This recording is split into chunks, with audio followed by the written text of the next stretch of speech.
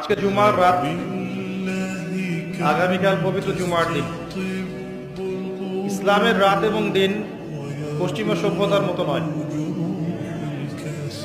পশ্চিমা সভ্যতার রাত দিন হচ্ছে রাত 12টা থেকে দিন 12টা। ইসলামের রাত এবং দিনের সংজ্ঞা হচ্ছে সূর্য ওঠা এবং ডোবার সাথে। অলরেডি আমরা জুমার রাতে প্রবেশ করেছি। জুমার দিনে অনেক আমল আছে, তার মধ্যে অন্যতম কিছু গুরুত্বপূর্ণ আমল হচ্ছে বেশি থেকে বেশি রাসূলুল্লাহ সাল্লাল্লাহু আলাইহি ওয়াসাল্লামের প্রতি দরুদ পাঠ করা। নবী করিম সাল্লাল্লাহু আলাইহি ওয়াসাল্লাম বলেছেন, কেউ যদি তার প্রতি একবার দরুদ পাঠ করে আল্লাহ রাব্বুল আলামিন তার প্রতি 10 বার রহম করবেন। বলেন সুবহানাল্লাহ।